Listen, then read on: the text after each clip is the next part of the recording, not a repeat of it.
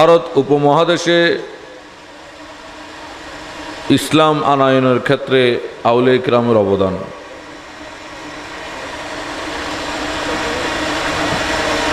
চেষ্টা করব এই অল্প সময়ের মধ্যে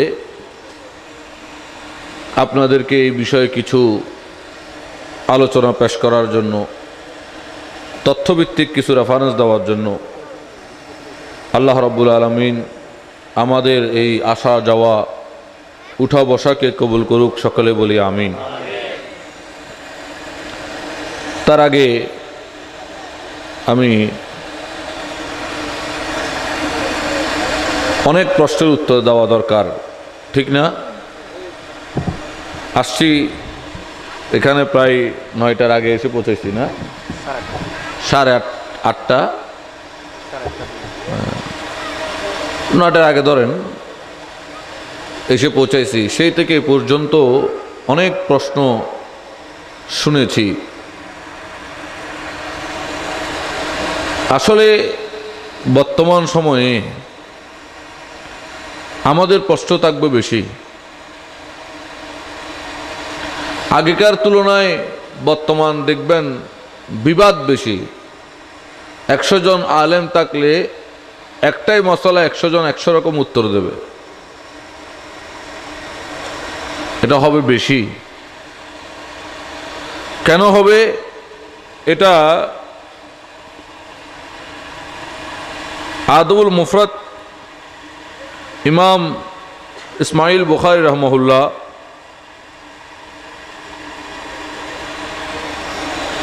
হাদিস এনেছেন, হাদিস নম্বর 798।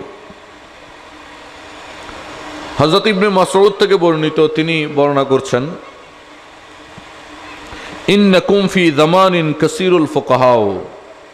আমার প্রিয় রাসূল সাল্লাল্লাহু আলাইহি ওয়াসাল্লামের বিশ্ববিখ্যাত ফকিহি সাহাবী, যিনি রাসূল সাল্লাল্লাহু আলাইহি ওয়াসাল্লামের উপস্থিতিতে ফতোয়া দিতেন, বিভিন্ন ইসলামিক বিষয়গুলোকে সমাধান দিতেন।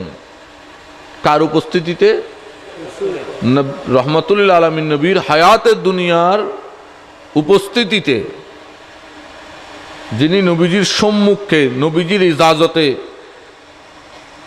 বিচার কার্য পরিচালনা করতেন, মাঝে মাঝে ফতোয়া দিতেন। এই এজাজত যার ছিল, উনি হচ্ছেন এই এমন একজন জলিল কদর সাহাবী থেকে হাদিস বর্ণনা হচ্ছে। উনি বলছেন, ইন্নাকুম ফি জামানিন কাসীরুল ফুকাহা। এমন একটা সময় তোমরা আছো যেখানে ফকিহ, বিজ্ঞ আলেম, যারা সমাধান দেওয়ার মতো যোগ্যতা রাখেন, বিজ্ঞ আলেম বেশি।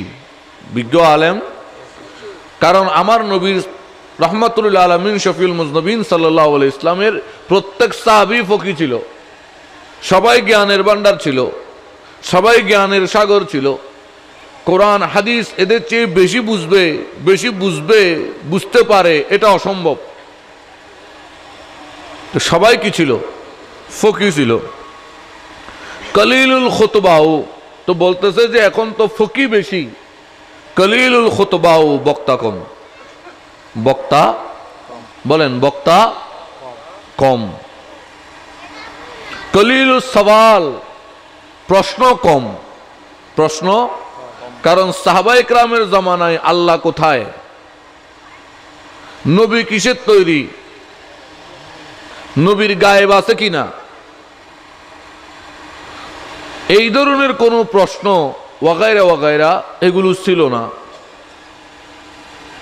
তখন কোন প্রশ্ন এগুলো ছিল না। বলছে এই জন্য কলিলুস সওয়াল, প্রশ্ন কম। কাসীরুল মুতাউহু, কিন্তু সেটার জবাব দেওয়ার মতো বা চর্চার ব্যক্তি বেশি। সেটাকে জবাব দেওয়ার মতো ব্যক্তিও বেশি, চর্চা করে এমন ব্যক্তিও বেশি। এরপর এমন একটা সময় আসবে, ওয়াসায়াতি মিন বাদিকুম জামান, এমন একটা জামানা আসবে, এই বর্তমান জামানার কথা বলছেন, কলিলুল ফুকাহা, যেখানে ফকিহ, জ্ঞানী, আলেম, মুফতি, ফকিহ হবে কম। মুফতি তো বহুত, মুফতুতুন মুফতি, ফকিহ থাকবে কম। কাসীরুল খুতবাউ, বক্তা থাকবে বেশি। কাসীরুস সওয়াল, প্রশ্ন হবে বেশি, কলিলুল মুতাউহু, কিন্তু সেই প্রশ্নের জন্য চর্চা, স্টাডি থাকবে কম। প্রশ্ন বেশি, স্টাডি গবেষণা যোগ্যতা কম।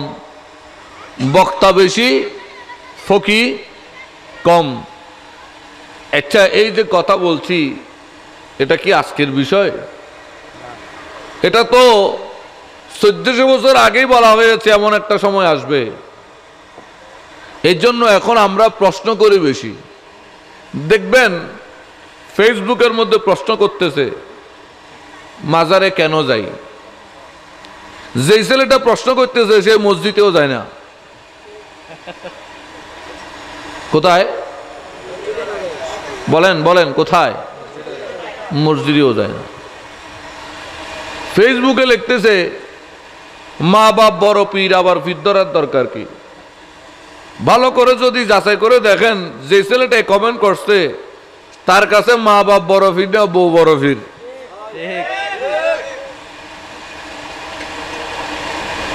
ফেসবুকে স্ট্যাটাস দিচ্ছে, দাঁড়িয়ে নবীকে সালাম দেওয়া কোথায় আছে? তাকে যদি ভালো করে রিসার্চ করেন, এই যে ইলেকশন আসছে, ঘন্টার পর ঘন্টা তার বড় ভাইয়ের পিছনে এসে দাঁড়াই থাকে। কির পিছনে? বুঝেন নাই? বড় ভাই মানি, হ্যাঁ, বড় ভাইয়ের পিছনে। কলেজে দাঁড়াচ্ছে। তুমি রাস্তায় রাস্তায় বড় ভাই বানাও আর নিজের আপন ভাইয়ের খবর রাখো না। আবার ফেসবুকে এসছে তুমি ধর্ম চর্চা করতে। হ্যাঁ, তো আসলে ধর্ম চর্চা এখন একটা ফ্যাশন। এটা একটা কি ফ্যাশন হয়ে গেছে, ট্রেডিশনাল। এটা একটা প্রথা হয়ে গেছে। আমি বুঝাতে পেরেছি? এই জন্য এখন প্রশ্ন তো দেখবেন দিন দিন বাড়বে, মাত্র শুরু। দেখো খাসার একটু প্রশ্ন, মা বাবার হাতে পায়ে চুম দেওয়া যাবে নি। যে ছেলেটা প্রশ্ন করছে সে রাত্রের বেলা বউর কোন জায়গায় চুম দিছে সে নিজেও জানে না। কথা শুনতে খারাপ লাগবে আমি জানি, কারণ ওষুধ যখন লাগানো হয় কাটা গায়ে জ্বালা পোড়া করে।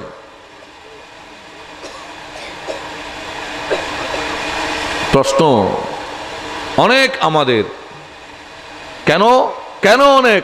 কারণ আমাদের জানার অনেক ইচ্ছা আছে, এই জন্য প্রশ্ন বেশি, কিন্তু বিতর্ক বেশি। কেন? কারণ এতগুলো প্রশ্নের উত্তর দেওয়ার মতো যোগ্য ব্যক্তি নেই। সাহাবায়ে কেরামের জামানায় প্রশ্ন কম। কেন? কারণ তারা তো ওই সমুদ্রের সামনে ছিল, যার দরবারে গিয়ে প্রশ্ন করতে হয় না, প্রশ্ন করার আগে উত্তর রেডি। ঠিক না? আমার নবীর দরবারে গিয়ে প্রশ্ন করতে হয় না, করার আগে উত্তর পাওয়া যায়। করার আগেই উত্তর পাওয়া যায়। এই জন্য ওই জামানায় প্রশ্ন নাই, তো করার আগেই উত্তর। করার আগেই উত্তর আছে। প্রশ্ন করবেন, নবী গায়েব জানেননি, উত্তর আগের থেকে কোরআনে রেডি আছে। তিলকা আনবাউল গায়বি নুহিয়া ইলাইক। প্রশ্ন করবেন, নবী আল্লাহ কই, আগের থেকেই উত্তর রেডি আছে। নাহনু আকরাবু মিন হাবলিল ওয়ারিদ, আমি তোমার গর্দানার রগের চেয়েও কাছে। প্রশ্ন করার আগেই কি আছে? কিন্তু এখন প্রশ্ন অনেক, উত্তর দেওয়ার ব্যক্তি নাই। যদিও উত্তর দেয়, বাতিলদের কথা ভিন্ন। আমরা যারা আহলে সুন্নতের এই দেখবেন এক মুফতি এক একজন, যেখানে স্বাভাবিকভাবে হযরতে আলী কাররামাল্লাহু ওয়াজহুর মতো একজন জলিল কদর সাহাবীর বিষয়ে আমরা এক হতে পারি নাই। পারছি এক হইতে? কেউ বলতেছে খাইছেন, কেউ বলতেছে খান নাই, কেউ বলতেছে কি খাইছেন, আর কেউ বলতেছে খান নাই। এই একটা বিষয়ে যেখানে এক হইতে পারি নাই আমরা, তো সেখানে আমরা বাকি বিষয়গুলোর উপরে কিভাবে এক হব? বলেন না, একটা বিষয় বলছি, আমি বেশি কিছু বলি নাই। হযরতে আলীর মতো জলিল কদর সাহাবীকে নিয়ে এক হতে পারতেছি না, দুই রকম ফতোয়া। তো এখন দেখা যাচ্ছে গোসান হইলে একটা কথা কইতে, পিস যত জুদা জুদা, ফতোয়াও তত জুদা জুদা।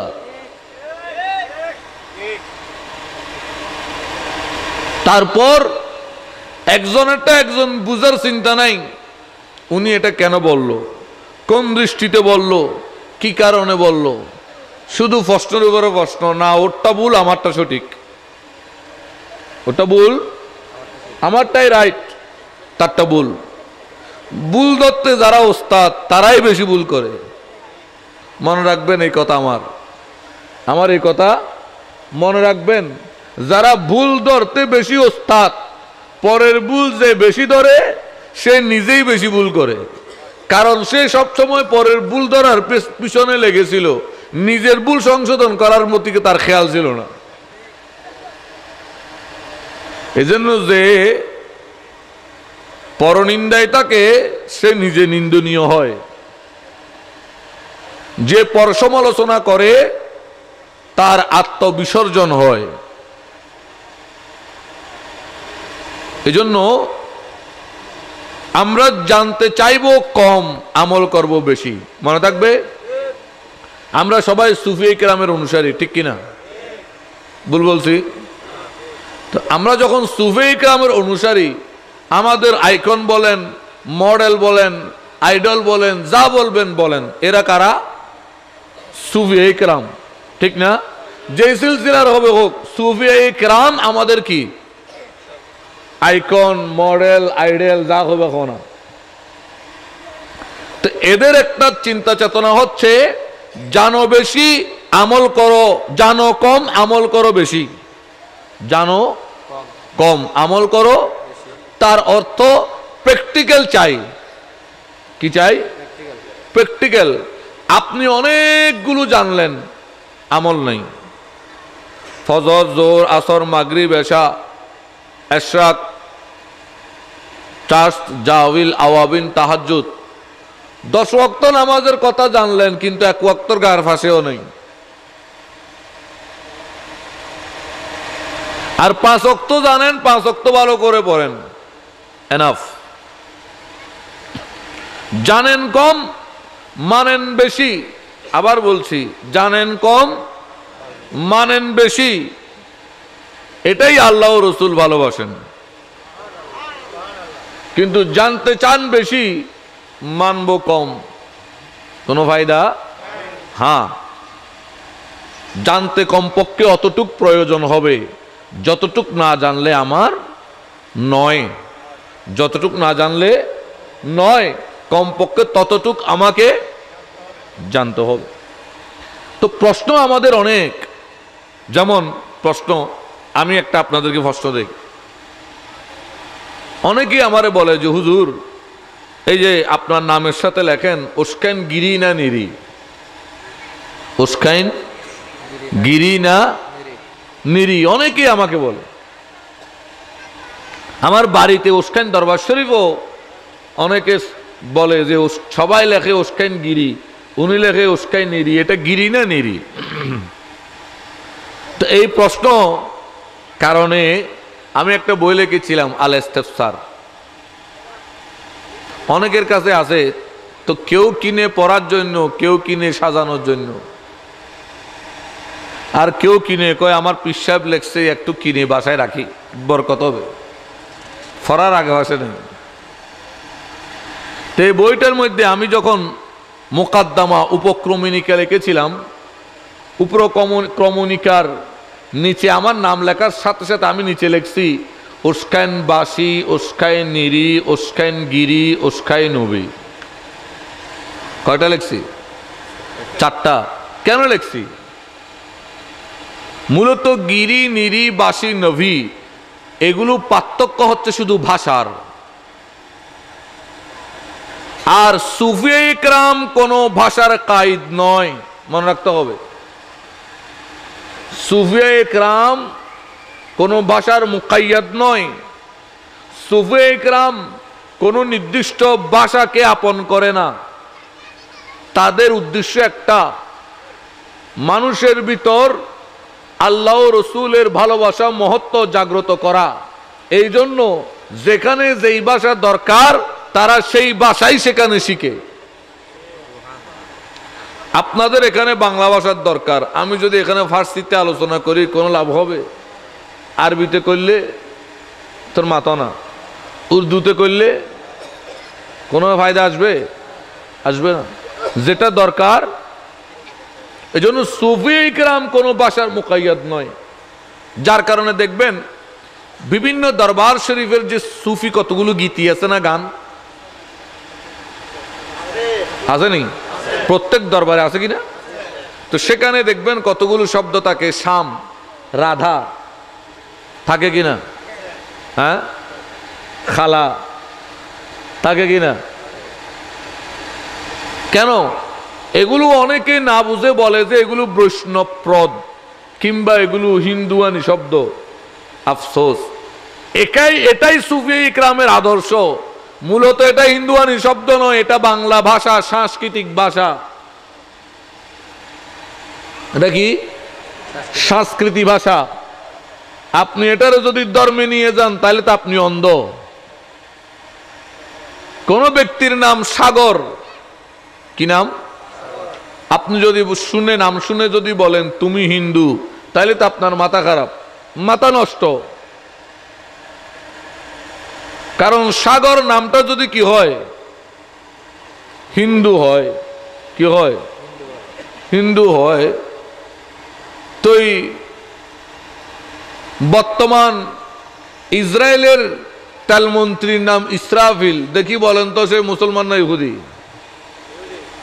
হ্যাঁ, ইহুদি। নাম কি? তো এখন কি বলবেন? হ্যাঁ, নাকি ফেরেশতা বলে ফেলবেন? সাগর এটা বাংলা শব্দ, এটা একটা ভাষা। আরবিতে বললে বাহারুন, আরবিতে বললে তোমার নাম কি? কয় সাগর। কয় এটা তো হিন্দুর নাম। তোমার নাম কি? কয় বাহার। কয় এটা মুসলমানের নাম। আফসোস, গাদা পানি খায়, গোলা করি খায়, কিন্তু মানুষের মতো এত গোলা করি খায় না। মানুষ তার চেয়ে বেশি গোলা পানি খায়। বাহার আর সাগরের পার্থক্য তো শুধু ভাষাগত, না অন্য কিছু? যেমন আমার নাম মুঈনুদ্দিন, একজন জিজ্ঞেস করলো হুজুর আপনার নাম কি? বাংলায় বলেন। কি বলেন? তা আমি কি বলবো? মঈনুদ্দিন। আসলে মঈনুদ্দিনটা কি বাংলা? এটা তো আরবি। আপনারা যদি জিজ্ঞেস করি আপনার নামের বাংলা কি, মঈনুদ্দিন নামটা বাংলায় বলেন, তা আমি বাংলায় বললাম দীন দাস। কি? দীন দাস, ধর্মের গোলাম, ধর্মের দাস। এখন দীন দাস লিখলে আপনি বলবেন যে মাশাআল্লাহ হিন্দু হতুন ওয়াজ করতেছি। দেখি আপনার নাম ইংরেজিতে বলেন servant of religion, servant of religion. খাইছে কোফাল, খ্রিস্টান একটা কোথা থেকে ওয়াজ করতে আসছে। এই মূলত ভাষার ভিতরে ধর্ম, রঙের ভিতর খালা বললে হেডা শিয়া, সাদা বললে সুন্নি। তার মানে প্রত্যেক মানুষ জোয়ান বয়সে শিয়া ছিল, বুড়ো হইলে সুন্নি হয়। কারণ জোয়ান বয়সে মাথার চুল খালা, বুড়ো হইলে না সাদা হয়। হ্যাঁ, তাহলে কালা শিয়া, সাদা সুন্নি, সবুজ শিয়া। সবুজ যদি শিয়া হয়, গাছ বেকুন শিয়া। শীতকালে সুন্নি থাকে, শীতকালে গাছ কি থাকে? সুন্নি থাকে, কারণ ফাতা না থাকে। আর বাকি কি করে ওই 10 মাস শিয়া থাকে। এগুলো পাইছেন কই? রঙের ভিতরে কোনো ধর্ম নাই। হ্যাঁ, রঙের মধ্যে পছন্দ অপছন্দ আছে। পছন্দ অপছন্দ যদি জিজ্ঞেস করেন রঙের মধ্যে আমার নবীর পছন্দের রং কি? সাদা। যদি জিজ্ঞেস করেন আল্লাহর পছন্দের রং কি? সবুজ। দলিল কি? দলিল বোধ। দলিল তো তোমার আত্মা নলার, যার আত্মা লার আল্লাহকে দেখা করতে হবে। আয় দিম দলিল, দলিল দিই বাসায় দিম। অনুরূপভাবে ভাষার মধ্যে কোনো ধর্ম নাই, তবে পছন্দ অপছন্দের ব্যাপার আছে। আরবি আমার নবীর পছন্দের ভাষা, আরবি আল্লাহর পছন্দের ভাষা, কারণ এটা নবীর মুখের ভাষা। এজন্য আল্লাহর, তার অর্থ ভাষা রং এখানে পছন্দ অপছন্দের ব্যাপার, এখানে ধর্মের ব্যাপার।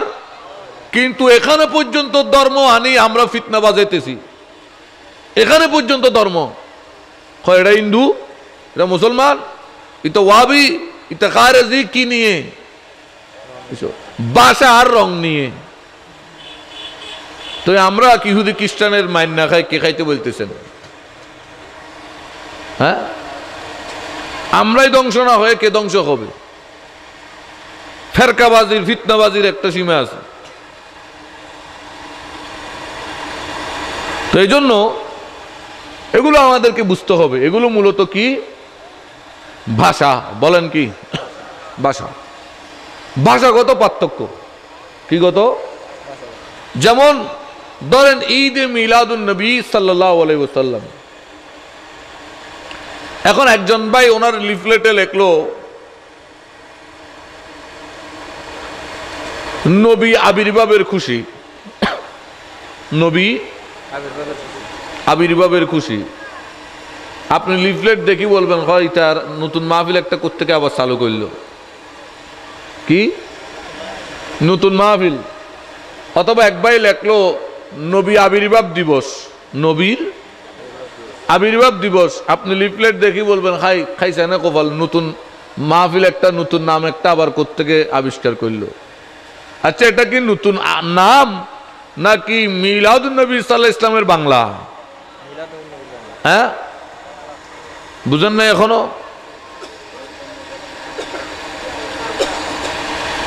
এক ভাই পোস্ট, আমরা আজীবন শুনছি ওরস শরীফ, ওরস শরীফ, ওরস শরীফ, ঠিক না?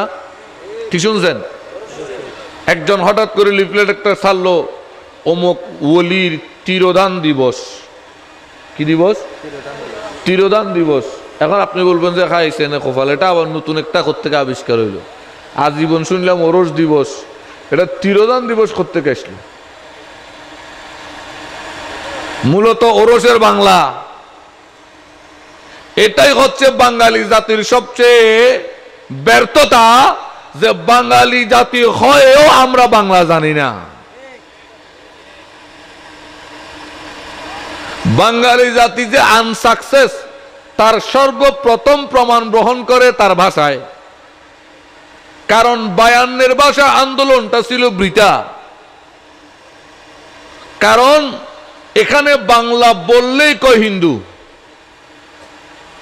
বাংলা বললেই। আপনি নতুবা দেখেন তিরোধান লেখেন, সবাই আপনারা হিন্দু বলবে।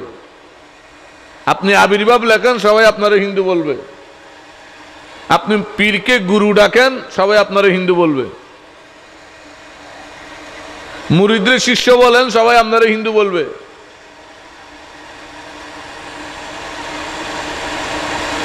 তো এটাই বাঙালি জাতির সবচেয়ে বড় ব্যর্থতা, যে সে তার ভাষাটাই জানে না।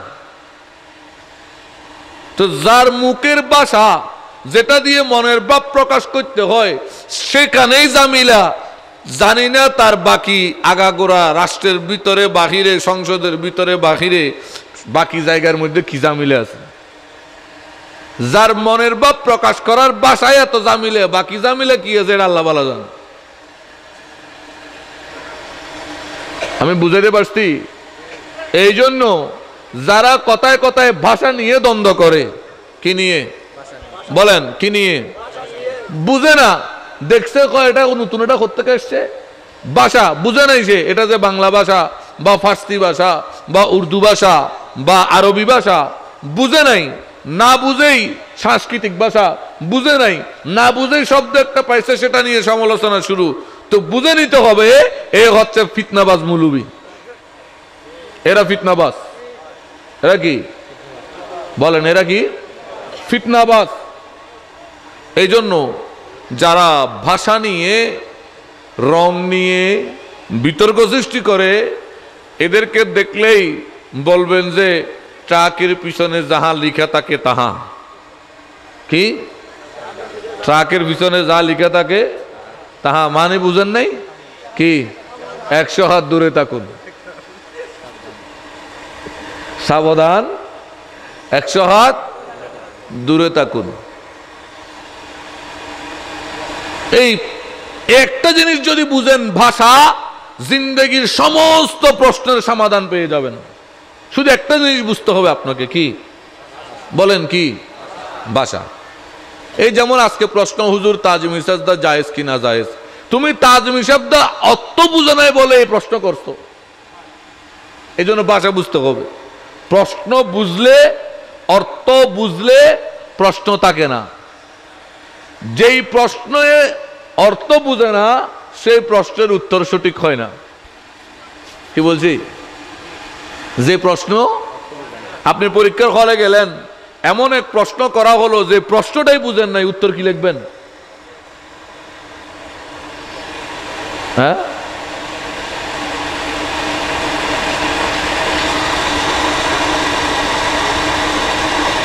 প্রশ্ন লেখছে করিম কাছে গেল রহিম, করিম কাছে গেল রহিম, প্রশ্নই বুঝেন নাই, আপনি উত্তর লিখলেন করিমের বাসা কাছে, রহিম নিশ্চয় অন্য কোথাও গেছে। যদি প্রশ্ন বুঝেন তো লিখবেন করিম কাছে গেল রহিম। প্রশ্ন যদি বুঝেন, এখন আপনি বলবেন যে আচ্ছা করিম কাছে আছে, তার কাছে রহিম গিয়েছে।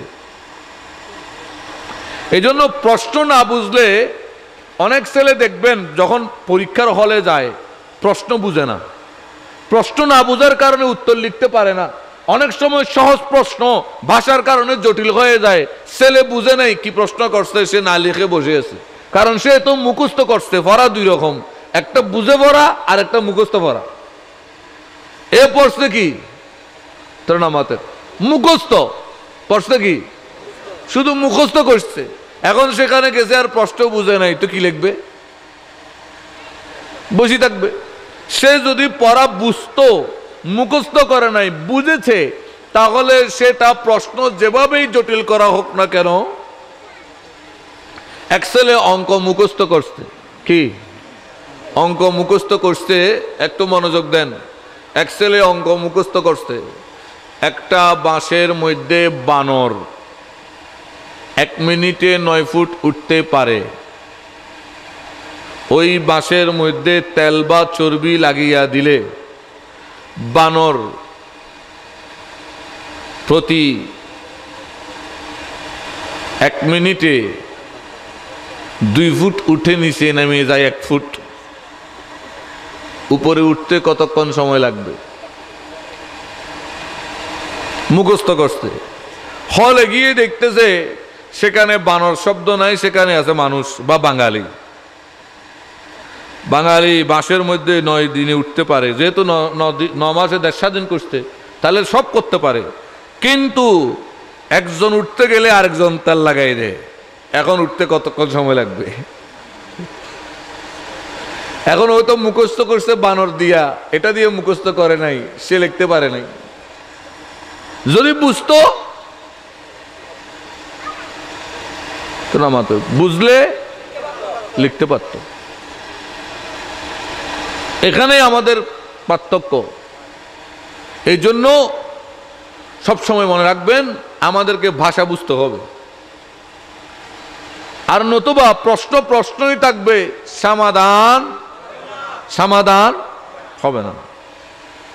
যেমন আজকে প্রশ্ন করতেছে গৌস বন্দাকে বলা যাবে? গৌস তো আল্লাহর নাম। আফসোস, সে যদি গৌসের অর্থ জানতো এই প্রশ্ন জীবনেও করতো না। কারণ গৌসুন শব্দের অর্থ হচ্ছে মাদ্দা ইয়াদুল মুসাআদাতি ইলাল মুহতাজ, যে স্রষ্টা থেকে নিয়ে সৃষ্টিকে দেয়, স্রষ্টা থেকে নিয়ে সৃষ্টিকে দেয়, তাকে বলে গৌস। এখন যদি বলি গৌস আল্লাহর নাম, তাহলে অর্থ হয়ে গেল আল্লাহ স্রষ্টা থেকে নিয়ে আমাদেরকে দেয়। মাথা ঠিক আছে? এই জন্য অর্থই বুঝে নাই, জামিলা ঘরে। আজকে প্রশ্ন মিলাদুন নবী জায়েজ আছে? এটা তো শিরিক। হ্যাঁ, তো তুমি মিলাদুন্নবী অর্থ বলো, হয় নবীর জন্মদিন, এটা বুঝছো তুমি? কয় বুঝছি তো। তুমি বলো আল্লাহর জন্মদিন কোন দিন, কোন বার, কোন সময়, কোন সালে হয়েছিল?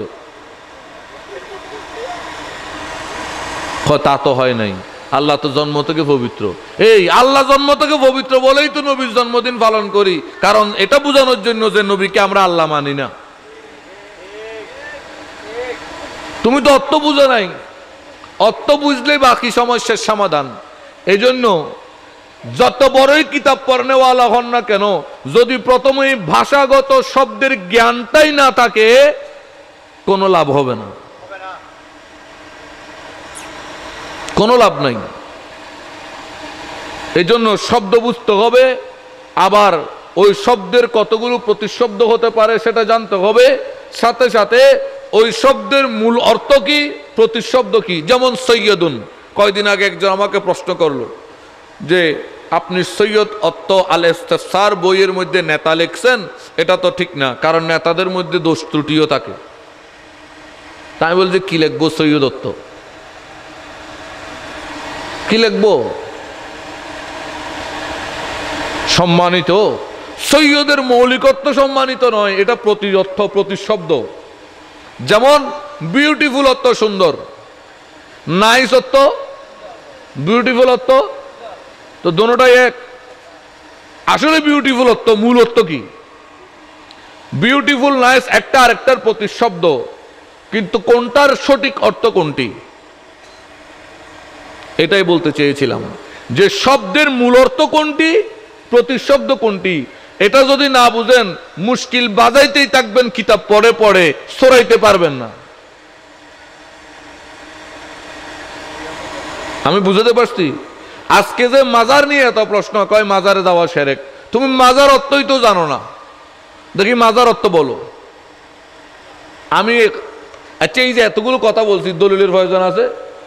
অর্থ বুঝলেই সমাধান, শব্দের অর্থ বুঝলেই সমাধান। এই মাজার অর্থ বলো, কয় মাজার অর্থ মানে ইতারা যার দেখি বিল্ডিং টিল্ডিং গম্বুজ আছে দেখি মাজার, তো তুমি অর্থই জানো না, মূর্খ কোথাকার। মাজারুন শব্দের অর্থ হচ্ছে জিয়ারতের স্থান, জিয়ারতের। অতএব বিশ্বের প্রত্যেকটা কবরস্থান এই মাজার, জিয়ারতের স্থান। কারণ প্রত্যেক কবরস্থানে তো জিয়ারত হয়, নদ্য করে। তো ওলিদেরটাকে আমরা স্পেশাল ভাবে মাজার বলি কেন? কারণ অন্যান্য কবরস্থানে জিয়ারত হয় সপ্তাহে একদিন, হঠাৎ একদিন, একজন দুইজন এরকম। কিন্তু আল্লাহর ওলিদের দরবারে প্রতিনিয়ত প্রত্যেক দিন মানুষ জিয়ারত করতে যায়। সাধারণ কবরস্থান জিয়ারত করি তাদের ইসালে সওয়াবের জন্য, ওলির কবর জিয়ারত করি সেখান থেকে রুহানিয়ত অর্জনের জন্য। এই জন্য সেটাকে আমরা স্পেশাল ভাবে মাজার বলি, নতুবা মাজার নত জিয়ারতের স্থান।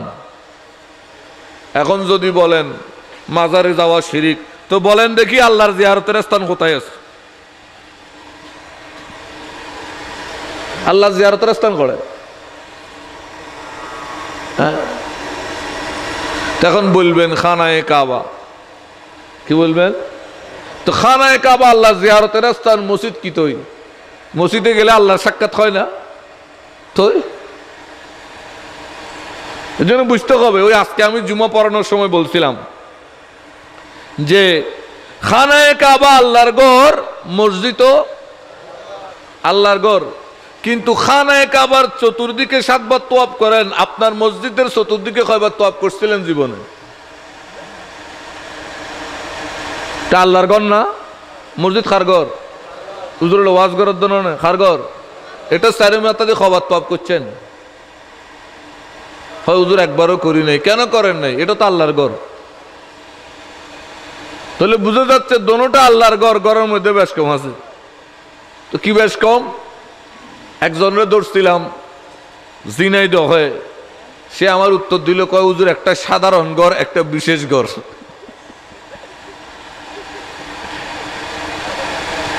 একটা সাধারণ ঘর, বিশেষ ঘর।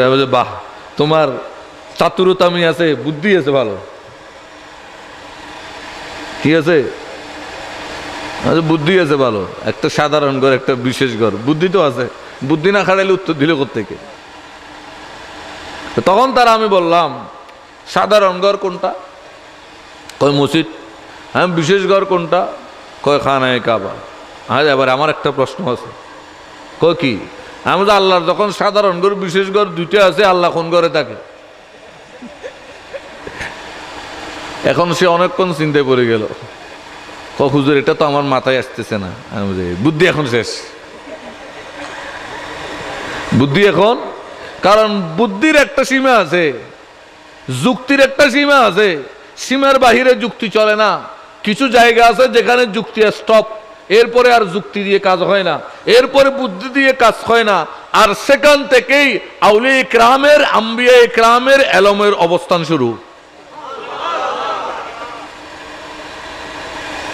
সেখান থেকে ওলি এবং নবীদের এলমের অবস্থান, কারণ এটা খোদাই প্রদত্ত এলম, এটা গড গিফটেড জ্ঞান। এই জন্য শব্দের অর্থ বুঝতে হবে, শব্দের অর্থ বুঝতে হবে। প্রত্যেকটা শব্দের অর্থ যদি বুঝেন তাহলে তার বাকি সবটাই সমাধান। আসেন এবার আমি বিষয়ের দিকে যাচ্ছি। এই দেশে ইসলাম আনছে কারা? আমরা বলি আউলিয়া ইকরাম। কারা? আউলিয়া ইকরাম। তো কিছু বক্তা একটু অতিরঞ্জিত করে, তারা বলে এখানে কোনো সাহাবী আসে নাই, এখানে কোনো আউলিয়া ইকরাম ইসলাম আনছে, এটা এক বিষয়। আর কিছু বক্তা অতিরঞ্জিত করে এখানে কোনো সাহাবী আসে নাই, আর কিছু বক্তা আরো অতিরঞ্জিত করে কয় এখানে কোনো নবী আসে নাই। অথচ দেখা যাচ্ছে ইতিহাস প্রমাণ করছে, বাস্তবিক প্রমাণ করছে, নূহ আলা নবীনা আলাইহিস সালামের ভারতের অযোধ্যায়। নূহ ইসলামের মাজার কোথায়? ভারতের অযোধ্যায়। তো এখন বলেন তো ভারত উপমহাদেশে নবী আছে কিনা? তো যে বক্তা বলছে এখানে নবী আসে নাই, মূলত সে বুঝে কিরে, বুঝে অলি ইসলাম আনছে সেটা এক বিষয়, সেটার সাথে যদি আপনি লাগাই দেন নবী আসে নাই, সাহাবী আসে নাই, এটা তো সঠিক না। এটা কি নয়? সঠিক নয়। কারণ নূহ আলাইহিস ইসলামের মাজার হই ভারতের পাঞ্জাবের মধ্যে। কোথায়? আল্লাহর মাহবুব সর্বশ্রেষ্ঠ জগৎ খ্যাত বলি শেখ আহমদ মুজাদ্দিদ আল বেসানি রহমাহুল্লাহ, ওনার মাজারের একটু দূরেই 7 জন নবীর মাজার আছে। কয়জন? কয়জন? 7 জন নবীর মাজার আছে। তখন আপনি যদি বলেন এখানে কোনো নবী আসে নাই, মাথা ঠিক আছে না? তো নবী আছে, নবী বলেন নবী।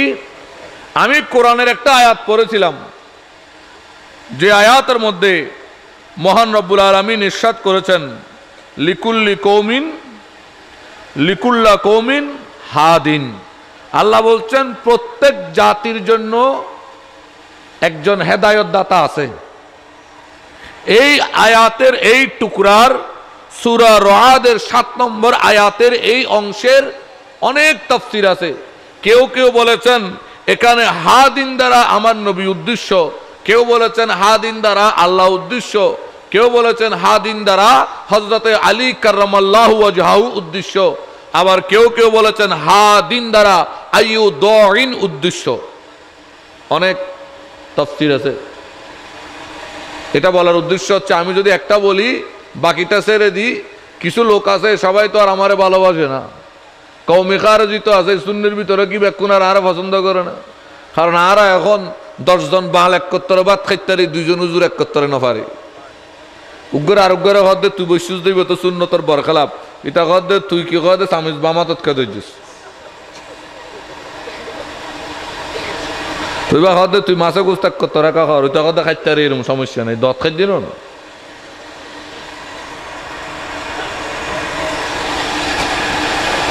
ভুল করিনি এখনো, ভুল হইলে আরো হইও।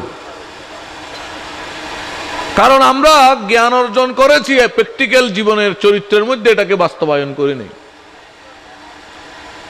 এই লিকুল্লি কওমিন হাদিন, লিকুল্লা কওমিন হাদিন, এই আয়াতের তাফসীর করতে গিয়ে হাফেজ ইমাম ইবনে কাসির তার তাফসীরের গ্রন্থের মধ্যে অসংখ্য জায়গায় কওমিন অর্থ এনেছেন দাইন। যেমন উনি কয়েকটা বর্ণনা করেছেন। ক্বালা আলী ইবনে আবি তালহা আনি ইবনে আব্বাস আইয়ু লিকুল্লি কওমিন দাইন। হযরতে আলী ইবনে আবি তালহা হযরতে আব্বাস থেকে বর্ণিত করেছেন, বলা হয়েছে লিকুল্লা কওমিন হাদিন, প্রত্যেক জাতির জন্য রয়েছে হেদায়েতদাতা, পথ প্রদর্শক। মূলত এখানে হাদিন দ্বারা হচ্ছে দাইন, প্রত্যেক জাতির জন্য রয়েছে আহ্বানকারী, প্রত্যেক জাতির জন্য আহ্বানকারী আছে, যিনি ওই জাতিকে কোরআন ও সুন্নাহর দিকে, মানবতার দিকে, আল্লাহর দিকে, কল্যাণের দিকে, আখিরাতের দিকে মানুষকে আহ্বান করে। সুবহানাল্লাহ। অনুরূপভাবে এটা অসংখ্য সাহাবায়ে কেরাম থেকে এই বর্ণনাটা আসছে যে কওমিন মানি আইয়ু দাইন। অনুরূপভাবে আমরা যদি দেখি বিশ্ববিখ্যাত আরেকটা তাফসীরের কিতাব তাফসীরে তাবারি, ইমাম ইবনে জারির তাবারি রাহমাহুল্লাহ, ওনার তাফসীরের কিতাবের মধ্যে হাদিস শরীফ আনছেন, হাদিস নম্বর 20162, 20162 নম্বর হাদিস। উনি হাদিস এনেছেন হাদ্দাসানা আব্দুল্লাহ হাদ্দাসানিল মুসান্না ক্বালা হাদ্দাসানা আব্দুল্লাহ ক্বালা হাদ্দাসানি মুআবিয়া আন আলী আন ইবনে আব্বাসিন ক্বালা লিকুল্লা কওমিন হাদিন ক্বালা দাইন। এখানেও আসছে যে হাদিনের অর্থ হচ্ছে দাইন, অর্থাৎ পথ প্রদর্শক, আহ্বানকারী। তাহলে এই আয়াত দ্বারা বোঝা যাচ্ছে আল্লাহ প্রত্যেক জাতির জন্য কি পাঠিয়েছেন বলেন? আহ্বানকারী, যারা ওই জাতিকে কোরআন ও সুন্নাহর দিকে, ওই জাতিকে আল্লাহ ও রসুলের দিকে, ওই জাতিকে মানবতার দিকে, কল্যাণের দিকে আহ্বান করবে। এখন কওমিন যখন বলেছেন লিকুল্লি কওমিন, লিকুল্লা কওমিন, প্রত্যেক জাতি, তাহলে এখন প্রশ্ন, বাঙালি আলাদা জাতি? বাঙালি বলেন, বাঙালি আলাদা জাতি, ঠিক কিনা? যেই জাতি, কওমিন বললেন কেন আল্লাহ? কারণ আপনি বাঙালিকে যদি কোরআন হাদিসের দাওয়াত দিতে যান, কল্যাণ ও আখিরাতের দিকে ডাকতে যান, একজন বাংলা ভাষার মানুষকে যদি আপনি কোরআন ও সুন্নাহর দিকে, আল্লাহ ও রসুলের দিকে, কল্যাণের দিকে, আখিরাতের দিকে যদি আহ্বান করতে যান, তাকে যদি ফার্সিতে বলেন হবে? হবে? কারণ সে বুঝবে? সে বুঝবে না। যেমন আমি একটা ঘটনা বলি, যে বুঝবে না এটার জন্য বলতেছি। আমি যখন এদিকে এদিকে চলে যাই, আমার দুটো বাচ্চা, প্রথমটার নাম মানহা, পরেরটার নাম শাহজাইব, একটা প্রথমটা মেয়ে, পরেরটা ছেলে। তো এদিক ওদিক চলে গেলে ভাই বোন সুযোগ পেলে মোবাইল নিয়ে একটু গাঁটাগাটি করে, বর্তমান যুগের ফোলাফাইন তো কার্টুন আছে না একটা, শিবা কার্টুন দেখে। তো দেখলে এরা এটার শিবা নাম বলে না। মাশাল্লাহ, আমার মেয়ে মানহা 6 বছর, সে তার ছোট ভাইকে বলে যে শিবা শিবা বলিও না, গুনাহ হবে, এটা হিন্দুর নাম। বুঝেন নাই? মেয়ের মাথায় এটা আসছে, শিব তো এটা হিন্দুদের দেবতা। এটা আমাদের বয়স্কদের মাথায় আসে নাই যে এই কার্টুন দিয়ে আমাদের বাচ্চাদের মস্তিষ্কের মধ্যে শিবের শব্দটা ঢুকিয়ে দেওয়া হচ্ছে। আমাদের বয়স্কদের মাথায় আসে নাই, ওই ছোট বাচ্চার মাথায় চলে আসছে। তো ছোট ভাইকে বলতেছে এটা হিন্দুর নাম, এটা বললে গুনাহ হবে।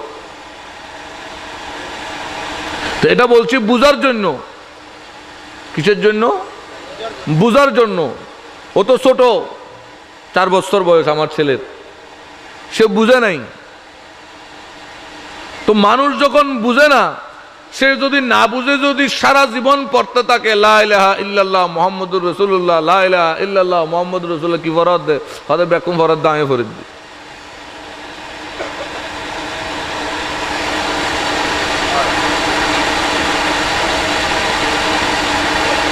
কোনো একজন অ্যাবনর্মাল পাগল মেন্টাল, সে যদি সারা জীবন বলতে থাকে খোদা মানি না, খোদা মানি না, খোদা মানি না, তাকে কাফের ফতোয়া দেওয়ার কোনো সুযোগ নাই। বিশ্বে কোনো আলেম নাই তাকে কাফের ফতোয়া দেবে, কারণ সে মেন্টাল। আর এমন অবস্থায় শরীয়তের ফতোয়া কলম আপনার পকেটে থাকবে। আমি বুঝতে পারছি? অর্থাৎ বিবেক দিয়ে বুঝতে হবে। তাইলে কওমিন আল্লাহ কেন বললেন? কারণ যেই জাতিকে আমি দাওয়াত দেব, কোরআন ও হাদিসের কথা বলবো, আল্লাহ রসুলের কথা বলবো, কল্যাণের কথা বলবো, আখিরাতের কথা বলবো, কবরের কথা বলবো, পরকালের কথা বলবো, এই সময় নয়, এইখানে শেষ নয়, এরপরে আরেকটা মহান জগৎ আছে। যেমন মায়ের জগৎ থেকে দুনিয়ার জগৎ দেখি নাই, ছোট মনে হয়েছিল, মায়ের জগৎটাকে বড় মনে হয়েছিল, মায়ের পেট থেকে বের হয়ে দেখছি এটা বিশাল জগৎ। ঠিক অনুরূপ বাহির থেকে আমরা মায়ের গর্ভের সন্তান দেখি নাই, সন্তানের অবস্থান বুঝি নাই, অনুরূপ আমরা কবরের অবস্থান বুঝি না, এটা বিশাল এক জগৎ। এই জগতের মধ্যে মুর্দারের সাথে কথা হয়, এই জগতের মধ্যে তাদের মধ্যে আদান প্রদান হয়, তাদের মধ্যে ঘোরাফেরা হয়, তাদের মধ্যে কথাবার্তা হয়, এই জগতের মধ্যে তাদের মধ্যে অনেক কিছু হয়, যেভাবে দুনিয়ার মধ্যে আমাদের হয়। এটা একটা আলাদা জগৎ। তবে সেই জগৎটা মুমিনের জন্য উন্মুক্ত। আর যদি আপনি মুমিন না হয়ে মারা যান, আপনার জন্য সেটা জেলখানার মতো। যেমন নাকি একজন আসামি যখন জেলখানায় যায়, সে আর দুনিয়ার সৌন্দর্য উপলব্ধি করতে পারে না, যখন আমরা বাহিরে থাকি দুনিয়ার সৌন্দর্য উপলব্ধি করতে পারি। আপনি মুমিন হলে কবর আপনার জন্য উন্মুক্ত, যেখানে খুশি যাইতে পারেন, যা খুশি খাইতে পারেন, যার সাথে খুশি দেখা করতে পারেন। ওই কবরটাই আলাদা জগৎ, একজনের সাথে আরেকজন দেখা সাক্ষাৎ ঘোরাফেরা সব হবে। যদি মুমিন হয়ে যাইতে না পারেন, সেটা জেলখানার মতো, আপনার সেখান থেকে জেলখানার শিক থেকে বের হওয়ার কোনো সুযোগ নাই। কিন্তু আমরা দেখি না। কিন্তু আমরা এই বিষয়গুলো একজন বাংলা ভাষার মানুষকে আমি যদি ফার্সি ভাষায় বলি হবে, ইংরেজিতে বললে হবে। যেমন অনেক জায়গায় আমাদেরকে বাধ্য হয়ে চিটাঙ্গের ভাষায় ওয়াজ করতে হয়। কি ভাষায়? চিটাঙ্গের ভাষায় ওয়াজ করতে হয়। কেন? কারণ সেখানে অনেক বয়স্ক লোক থাকে যারা বুঝে না, বাধ্য হয়ে করতে হয়। যেমন কিছুদিন আগে এক জায়গায় মাহফিল করছি, নাম নিব না, বাধ্য হয়ে চিটাঙ্গের ভাষায় ওয়াজ করতে হয়েছে, যদিও আমার পছন্দ না। কারণ চিটাঙ্গের ভাষায় ওয়াজ করলে এখন তো মিডিয়ার জগৎ, ফেসবুক ইউটিউবের কারণে সারা বাংলাদেশের মানুষ দেখতেছে। তো অনেকেই যারা চট্টগ্রামের নয় অন্য অঞ্চলের, এরা তখন সেখানে বাজে কমেন্ট করে না বুঝার কারণে। ওই যে বললাম, ভাষা বুঝে না, এমনি মাথা ভরে গেছে, পড়ালেখা বোধ করছে কিন্তু সে ভাষাও জানে না, নিজের নামটার বাংলা অর্থ জানে না, নিজের নামের ইংলিশ অর্থ জানে না, নিজের নামের ফার্সি অর্থ জানে না, এমনি পড়ালেখা বোধ করছে। তো এই যে একটা বিষয়, এই বিষয়টা আমি যদি ওকে পুরা ধর্মের বিষয়টা যদি বাংলা ভাষার মানুষকে যদি আমি ফার্সি ভাষায় বলি, কোনো লাভ নাই।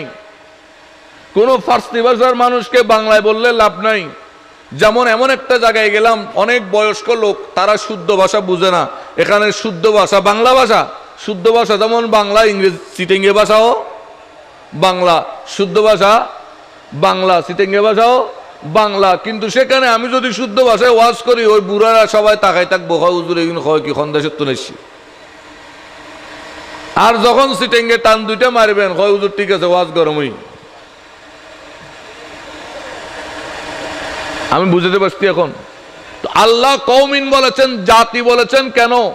প্রত্যেকটা জাতির জন্য আল্লাহ আলাদা আলাদা ওই জাতির ভাষা জানে, ওই জাতির ভাষা জানে, ওই ভাষা ওই জাতির ভাষা জানে, জানে এমন ব্যক্তিকেই নির্বাচন করে সেখানে হেদায়েত দেওয়ার জন্য আল্লাহ পাঠান। সুবহানাল্লাহ। আমার প্রিয় রাসূল সাল্লাল্লাহু আলাইহি ইসলামের দরবারে যখন বাদশা নাজ্জাশী মুসলমান হলেন, কি হলেন? ঈমান আনলেন, তখন কিছু সামুদ্রিক জাহাজ নবীজিকে উপহার দিলেন। আমার রাসূলুল্লাহ, সবাই বলি সাল্লাল্লাহু আলাইহি ওয়াসাল্লাম, সেখানে বিশিষ্ট কিছু সাহাবা একরামকে আরোহণ করালেন, করিয়ে তাদেরকে যাত্রা পাঠালেন বিশ্বের আনাচে কানাচে। তো পাঠানোর আগে আমার প্রিয় রাসূল তাদেরকে বললেন, তোমরা অমুক অমুক জায়গায় যাবে, দ্বীনের দাওয়াত পৌঁছাবে। আমি ওয়াজ সংক্ষিপ্ত করতেছি কারণ আমার আরেকটা মাহফিল আছে। তখন ওই সাহাবায়ে কেরামদের মধ্যে দৈনিক ব্যক্তি দাঁড়িয়ে বললেন, ইয়া রাসূলুল্লাহ, আমরা তো ওদের ভাষা জানি না, আমরা ওদের ভাষা বলেন, ওদের ভাষা জানি না, তো কিভাবে হেদায়ত দেব? আমার নবী একটু মুস্কি দিয়ে হাসলেন আর বললেন, আচ্ছা ঠিক আছে। সবাই রাতের বেলা যার যার ঘরে গেলেন। আমার নবীজি গভীর রাতে আল্লাহর দরবারে হাত উঠিয়ে দোয়া করলেন। সকালবেলা ওই সাহাবায়ে কেরামরা ঘর থেকে যখন বের হলো, যাকে নবীজি যেখানে যাইতে বলছে তার মুখ থেকে ওই দেশের ভাষা শুরু, সুবহানাল্লাহ, আল্লাহ, ওই দেশের ভাষা শুরু। তো আমাদের এই এশিয়ার মধ্যে আল্লাহর মাহবুব রাসূল সাল্লাল্লাহু আলাইহি ওয়াসাল্লাম যাকে নির্বাচন করে পাঠিয়েছেন, আমরা সৌভাগ্যবান। তিনি হচ্ছেন আমার রাসূল সাল্লাল্লাহু আলাইহি ওয়াসাল্লামের মামাতো ভাই। কি ভাই? আমরা সৌভাগ্যবান না? কারণ নবীর কি পেয়েছি?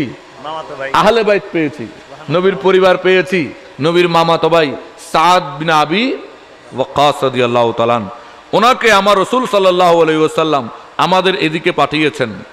আর উনি ওনার এই পবিত্র কদম দ্বারা আমাদের বাংলাদেশকে ধন্য করেছেন। কোন দেশকে? বাংলাদেশে ধন্য করেছেন। এটা অনেক রেফারেন্স আছে, আমি একটা সহজ রেফারেন্স দিচ্ছি, আপনারা নেটে সার্চ দিলে পেয়ে যাবেন। দৈনিক ইত্তেফাক 2 অক্টোবর 2015 সালে এটার উপর একটা আর্টিকেল আসছিল সাদ ইবনে আবি ওয়াক্কাসের নামে। দৈনিক ইত্তেফাক, তারিখ হচ্ছে এই অক্টোবরের 2 তারিখ 2015, অক্টোবরের 2 তারিখ 2015, নেটে সার্চ দিলেই পেয়ে যাবেন।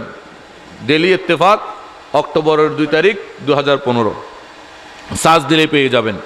হযরতে সাদ বিন আবি ওয়াক্কাস রাদিয়াল্লাহু তাআলা হিজরির 69 হিজরি অর্থাৎ 690 খ্রিস্টাব্দ, 669 হিজরি, 69 হিজরি ওনারা সম্ভবত এখানে আসছেন। কেন বলছি এটা? কারণ আমাদের রংপুরে, কোথায়? রংপুরের মধ্যে মসজিদের আড়া নামে একটা জঙ্গল ছিল। ওই জঙ্গলটার নামে ছিল মসজিদের আড়া। কিসের আড়া? মসজিদের আড়া। তার মানে বোঝা যাচ্ছে এটা অনেক প্রাচীন নাম। আড় মানে আড়, এটা প্রাচীন বাংলা শব্দ। আড়, আড় মানে হচ্ছে প্রাচীন বাংলা শব্দ, অর্থাৎ স্থান। যেমন আড়াআড়ি, আমরা কি বলি? আড়াআড়ি মানে আঁকড়িয়ে ধরা, আড়াআড়ি করা, আঁকড়িয়ে ধরা। আড়, আড় আঁকড়িয়ে ধরা, স্থান। তো এখান থেকে বোঝা যাচ্ছে মসজিদ আড়, এই শব্দটা দ্বারা বোঝা যাচ্ছে যে তখন সময়ের মধ্যে এখানে কোনো মসজিদ ছিল। এই শব্দটার উপরে ভিত্তি করে, শুধু শব্দটার উপরে ভিত্তি করে 1987 ইংরেজিতে বাহিরের কিছু ভূতত্ত্ববিদ এবং জর্দানের কিছু ভূতত্ত্ববিদ এবং আমাদের বাংলাদেশের কিছু ভূতত্ত্ববিদ এখানকার মাটি খুঁড়ে গবেষণা শুরু করলো। আর দেখা গেল যে এখানের মাটির নিচে একটা প্রাচীন মসজিদ পাওয়া গেল। এই মসজিদের মধ্যে একটা শিলালিপি পাওয়া গেল, যেই শিলালিপির মধ্যে সাদ বিন আবি ওয়াক্কাস সহ 7 জন সাহাবীর নাম আছে এবং সেখানে সন লেখা আছে 69 হিজরি 690 খ্রিস্টাব্দ। তাহলে এখন কি আমরা বলবো যে এখানে কোনো সাহাবী আসে নাই? না। হ্যাঁ, আচ্ছা সাহাবীরা কি ওলি নয়? ওলিরাই ইসলাম আনছে, আর সেটার শুরু হয়েছে সাহাবীর জামানায়। সুবহানাল্লাহ। कौन जमाना है? साहबा। ये मुमकिन हो नहीं सकता, ये मुमकिन हो ही नहीं सकता कि हुजूर की मौजूदगी में ये कायनात तौहीद और रिसालत की दावत से महरूम रह जाए। ये हो ही नहीं सकता। এটা তো সম্ভবই নয় যে আমার নবী রহমাতুল আলামিনের সময়ের মধ্যেই যে বিশ্বে ইসলামের দাওয়াত পৌঁছায় নাই, এটা হইতেই পারে না। আমি বুঝাতে পারছি? তাহলে ইসলামের দাওয়াত শুরু হয়েছে কোন আমল থেকে? সাহাবায়ে কেরামের সোনালী যুগ থেকে। ভুল বলেছি? 69 হিজরিতে এই মসজিদ পাওয়া গেছে, এই 69 হিজরির এই মসজিদ পাওয়া গেছে। এরপর থেকে এখানে অসংখ্য আউলিয়া কেরাম আসছেন, মসজিদ করছেন। যেমন আরেকটা বিষয় উল্লেখযোগ্য, 974 খ্রিস্টাব্দে, কত অর্থাৎ 974 মানে এটা 300-400 হিজরি, কত 300 বলেন 300 বা 400 হিজরি, 300-400 হিজরির সময়ের মধ্যে এই আমাদের এই বাংলাদেশের মুন্সিগঞ্জের মধ্যে একটা মাটি খনন করে একটা প্রাচীন কবরস্থান পাওয়া গেছে, পাকা করানো, বারাউলিয়ার মাজার। সুবহানাল্লাহ। কার মাজার? বারাউলিয়ার কোন জায়গায়? মুন্সিগঞ্জ। মুন্সিগঞ্জের মধ্যে। তো এখন বলেন তো ইসলাম এখানে কখন আসছে? হিজরি 382 সনে। তাহলে বোঝা যাচ্ছে হিজরির সেই সোনালী যুগে 59 হিজরির সময় আমার নবীর সোনালী যুগ থেকেই এখানে ইসলামের দাওয়াত আসা শুরু, সাহাবা ইকরামের জামানা থেকে আসা শুরু। যেমন হুজুর গৌসে পাক 500 হিজরির আল্লাহর ওলি। কত হিজরি? 500 হিজরি। 400 হিজরির জগৎ বিখ্যাত ওলি হচ্ছেন খাজায়ে খাজাগান হযরতে খাজা শরফুদ্দিন চিশতি রহমতুল্লাহ আলাইহি। অপর নাম হচ্ছে শরীফ উদ্দিন জিন্দানি রহমতুল্লাহ আলাইহি। ইনি হচ্ছেন খাজা গরিব নওয়াজের পীর উসমান হারুনি। উসমান হারুনি কদ্দাসাল্লাহু সিররুল আজিজের পীর ও মুর্শিদ হচ্ছে হযরতে খাজা হাজি শরীফ জিন্দানি, শরফুদ্দিন জিন্দানি, হাজি শরীফ জিন্দানি, শরীফ বা শরফুদ্দিন জিন্দানি। উনি খাজা শাহ হুজুরের কি দাদা পীর। উনি হচ্ছেন 400 হিজরি আল্লাহর ওলি। আর ওনার মাজার হচ্ছে বাংলাদেশের নাটোরে। ওনার হাতে গড়া মসজিদ এখনো নাটোরে আছে। আর উনি নাটোরে তখন ইসলাম প্রচার করেছেন।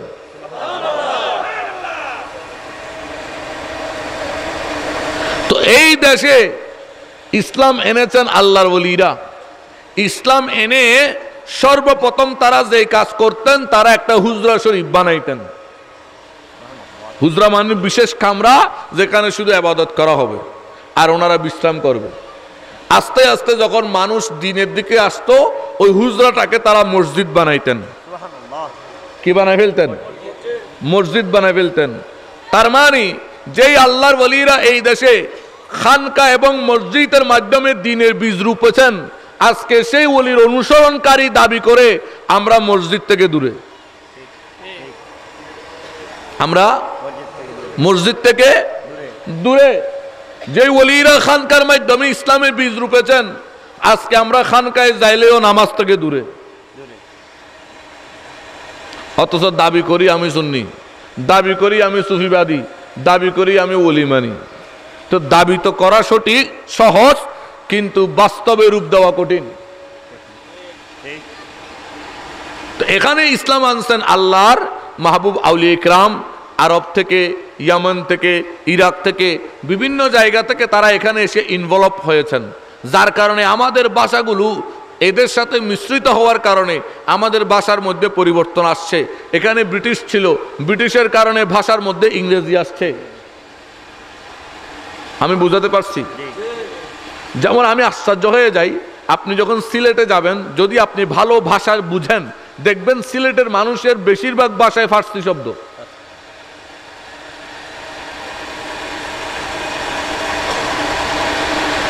গেছনে রে বা ফার্সি শব্দ, এরকম অনেক শব্দ সিলেটের প্রচলিত ভাষায় ফার্সি পাওয়া যায়। কেন? কারণ শাহজালাল মুজাররদ ইয়ামানি যে আউলিয়া ইকরামদেরকে নিয়ে এখানে আসছেন, ওনার যে 360 জন সফর সঙ্গী, এখানে কিছু ফার্সি ভাষিয়ান ছিল, কিছু হিন্দি ভাষী ছিল। যার কারণে সিলেটের ভাষার মধ্যে ফার্সি আর হিন্দির প্রভাব বেশি। ফার্সি আর হিন্দির প্রভাব। চট্টগ্রামের মধ্যে যারা ইসলাম এনেছেন, এরা কেউ ইয়ামান থেকে আসছে, আর কেউ আফগান উজবেকিস্তান থেকে আসছে। যার কারণে এখানে আবার আরবি আর ফার্সির প্রভাব বেশি। ওখানে সিলেটে ফার্সি আর হিন্দি, এখানে আরবি আর ফার্সি। যেমন আমরা সিটেঙ্গারা বলি বেশি দুঃখম সদর বদর নগরিস কেন গজ্জুম দে না মাথার দিই তারা কেন করার হদ দে দুঃখিব হদ দে দুঃখি বেলেই দাক্কান দাক্কা আরবি শব্দ টুকরা টুকরা করা কি করন টুকরা টুকরা করন যেমন আমরা সিটাঙ্গের বাইরা মাইকে অ্যানাউন্স করি বেরাদারানে আলে সুন্নত বেরাদারানে আলে সুন্নত আজকে সন্ধ্যাবেলা মাঝির ভাড়া ওগাইরা ওগাইরা বেরাদারান ফার্সি শব্দ অত বাইরা কি বাইরা তো হইতে গেলে বোধ এই দেশে আল্লাহর ওলিরা ইসলাম আনছে এখন আমাদের দেশে কিছু নতুন নতুন ফন্তি বাইর হয়েছে কেউ কেউ বলে কৌমিদের মধ্যে হয় এখানে কৌমি আলা হাদিস হয় ওলিরা ইসলাম আনছে ফমান কি ফমান তোমার মুখের ভাষা প্রমাণ তোমার মুখের ভাষা তোমার বাপের মুখের ভাষা তোমার দাদার মুখের ভাষা কারণ তুমি বাঙালি হয়ে বাংলা বলতে পারো না বাংলার সাথে আরবি ফার্সি উর্দু ভাষা মিক্স হয়ে গেছে এটাই প্রমাণ করে যে তোমার ভাষার মধ্যে আরাবিয়ান জাতির প্রভাব পড়েছে ফরাসিয়ান জাতির প্রভাব পড়েছে ছিলাম এখানে ওলি আউলিয়া ইকরাম ইসলাম এনেছে প্রমাণ বহন করে কি ভাষা এরপর তুমি যদি বলো কোরআনে আসেনি কোথায় বাংলাদেশের নামই তো কোরআনত নেই তারপর না কোরআনে থাকতে হবে হ্যাঁ আছে আছে বলেই আমি সূরা রাদের 7 নম্বর আয়াত পড়েছি লিকুল্লা কওমিন হাদিন আল্লাহ কোরআনে বলেছেন প্রত্যেক জাতির মধ্যে হেদায়েতদাতা পাঠিয়েছেন এটা কোথাও নবী হিসাবে যায় কোথাও দাঈন অর্থাৎ আউলিয়া আল্লাহ যারা দ্বীনের দাওয়াত দিয়েছেন তারা নিয়ে গেছেন দাঈ তো এই দেশে ইসলাম এনেছেন কারা আউলিয়া ইকরাম এই আউলিয়া ইকরাম আনছে আবার এটা মনে করিয়েন না যে সাহাবীরা আসে নাই কারণ সাহাবীরাই ওলির প্রথম স্তর সাহাবী দিয়েই আমার নবীর উম্মতের বেলায়েতের সূচনা সাহাবা ইকরাম থেকে এখন আপনি ওলি যদি মনে করেন সাহাবীরা ওলি নয় এটা আলাদা জিনিস সাহাবী আলাদা জিনিস ওলি আলাদা জিনিস তাহলে তো আপনার মগজের মধ্যে কেরভা আছে বুঝার মধ্যে ভুল আছে কারণ আউলিয়া বলতে প্রথম স্তর কারা সাহাবা ইকরাম আর ওই সাহাবা ইকরামের সময়ে দেশে ইসলামের দাওয়াত আসছে সেখান থেকেই শুরু আর এদের কাজের প্রথম পদ্ধতি হচ্ছে আমি বলেছিলাম এরা কি নির্মাণ করত হুজরা যেখানে বসে এরা একাকিত্বে আল্লাহর ইবাদত করত তারপর ওনাদের সৎ চরিত্রের কারণে সৎ আদর্শের কারণে মানুষ ওনাদের প্রতি ঝাঁপিয়ে পড়তো আকর্ষিত হয়ে যেত ওনাদের বক্ত হয়ে যেত আর ওনারা আস্তে আস্তে মানুষকে দ্বীনের দিকে দাওয়াত দিয়ে নিয়ে আসতেন ওই হুজরা হয়ে যাইতো এক সময় মসজিদ কি হয়ে যাইতো এজন্য আউলিয়া ইকরাম এখানে বানিয়েছেন হুজরা হয়েছে খানকা হয়েছে মসজিদ অতএব যারা আসলে তরিকতপন্থী তারা হুজরা খানকা মসজিদ তিনটা জিনিসের বাহিরে যাইতে পারে কিন্তু দুঃখের বিষয় আমরা আজকে মসজিদ থেকে 10 হাত দূরে হাত দূরে ধরো না মাতের কা সত্য কথা হদি ডল্লাতে বাংলা খানকা থেকে আমরা অনেক দূরে খানকার খবর নাই আমরা আছি এখন খান বুঝছো খানা খান কি হয়েছে দে খানা এখন খানকা নেই খানকা মানে যেখানে বসে আপনার মুর্শিদ আপনাকে কোরআন হাদিসের দরজ দিবে আপনি নিবেন সেভাবে আপনার জীবনকে আপনি সাজাবেন এটা এখন নাই আরে আছে খানা গুসাইন আমরা আবার ব্যাকরণের কথা নহর কিছু তো আছে নতালে ইসলামী এন্টি কি আছে কেন খানা খানখা নাই মসজিদ আছে কিন্তু মুসল্লি মসজিদ আছে মুসল্লি নাই হুজুরের দেখতে হয় আরে হনমিককে গেলে আমি যখন কোনো দিকে যাই আর আমার বিষয়বস্তু দেয় হুজুর নামাজ নিয়ে কিছু বলিয়েন তো আমি চিন্তা করি কি বলবো কারণ যে জাতিকে 2 বেলা স্বাদের খানা খাইতে হয় সেটা বলতে হয় না কিরে 2 বেলা ফয় দেখাবার কথা হন না তোই আপনি আপনার পরকালের জন্য, আপনি দুনিয়ার মধ্যে কালকে খাওয়ার জন্য বাজার করতে হবে। লকডাউন আসার আগে দোকান ফাট বন্ধ করে দিবে, 2 মাস 1 মাস কি খাবো, বস্তায় বস্তায় বাজার ঘরে ঢুকে মজুদ করছেন। কেউ কেউ বুঝাইতে হয়েছে আপনারে না নিজে নিজে বুঝছেন? তাহলে লকডাউনে বন্দী হয়ে যাবেন, আগে বাজার করে স্টক করছেন যাতে আরামসে খাইতে পারেন। ওই কবরে লকডাউনে বন্দী হইলে যে সেখানে খাইতে হবে, এটার জন্য জমাইতে হবে, এটা যদি আপনি না বুঝেন 10,000 আলেম আপনাকে বুঝাইতে পারবে না, যদি নিজের থেকে আপনি না বুঝেন। নিজের থেকে বুঝতে হবে যে যেভাবে আমার বাঁচার জন্য আমার খাওয়ার রসদ আমি যোগান দেই, আমার কবরের শান্তির জন্য সেটার ব্যবস্থা আমাকেই করতে হবে। এটা আপনার নিজের থেকে জাগ্রত হতে হবে। আসলে আমাদের কনসেপ্টটাই ভুল। আমি প্রায় প্রোগ্রামে বলেছি, বাংলাদেশে যদি 20 কোটি জনগণ, 15 কোটি জনগণ যদি পুলিশ বানিয়ে দেওয়া হয়, তারপরে এই দেশ কোনোদিন শান্তি আসবে না, ইয়াবা মুক্ত হবে না, এখানে দুর্নীতি বন্ধ হবে না, মামলা মোকদ্দমা খারিজ হবে না। প্রশ্ন করেন কেন? কারণ প্রথম সূত্রে শুরু থেকে শেষ পর্যন্ত সবাই দুর্নীতির মধ্যে ডুবা আছি। যেই জাতি নিজেই জাগ্রত নয় তাকে জাগ্রত করা যায় না। এই জন্য আমাদেরকে বুঝতে হবে আমি কেন নামাজ পড়ব।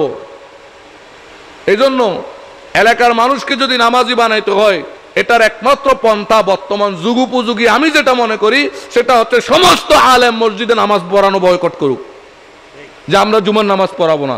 সব আলেম একমত হয়ে যদি জুমার নামাজ বয়কট করে, সব কয়টা বাধ্য হয়ে মসজিদ ধরবে। সব আলেম যদি এক হয়ে বয়কট করে যে আজকের থেকে জানাজা পড়াবো না, সব কয়টা মসজিদে যাইতে বাধ্য হবে। যেভাবে সরকারে পুলিশ নামায় দিলে অটোমেটিক আপনি ঘরে চলে গেছেন, মায়ের চোটে আপনি ফোনের লুঙ্গি দিয়ে একদম মুখে মাস্ক বাঁধছেন, হ্যাঁ পুলিশের, হ্যাঁ মায়ের চোটে।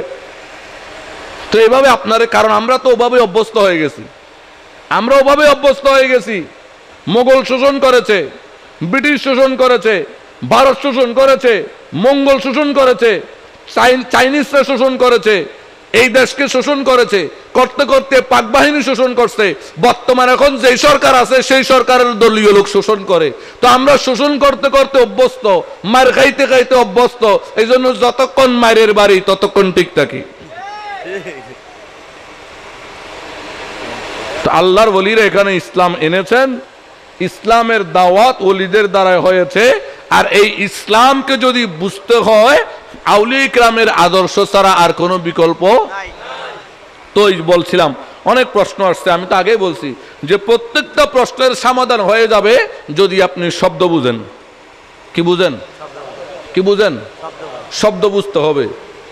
শব্দের অর্থটাই যদি বুঝেন, বাস সব প্রশ্নের সমাধান হয়ে যাবে। আল্লাহ রাব্বুল আলামিন আমাদের প্রত্যেককে বুঝার, আমল করার তৌফিক দান করুক। ওয়া আখিরু দাওয়ানা আনিল হামদুলিল্লাহি রাব্বিল আলামিন। আসসালামু আলাইকুম ওয়া রাহমাতুল্লাহি ওয়া বারাকাতুহু। একটা প্রশ্ন আসছে যে কোনো মানুষ যখন মারা যায় তার অবাঞ্চলম পরিষ্কার করতে হবে কিনা? না, কারণ সেটা সতরের অংশ, তখন আর এটার কোনো প্রয়োজন নাই, বরং করাটা গুনাহের কাজ, কারণ আপনি সতর উন্মুক্ত করতে পারবেন না, এটা মাথায় রাখতে হবে। আল্লাহ রাব্বুল আলামিন বুঝার তৌফিক দান করুক। ওয়া আখির দাওয়ানা আনিল হামদুলিল্লাহি রাব্বিল আলামিন। কোনো সময়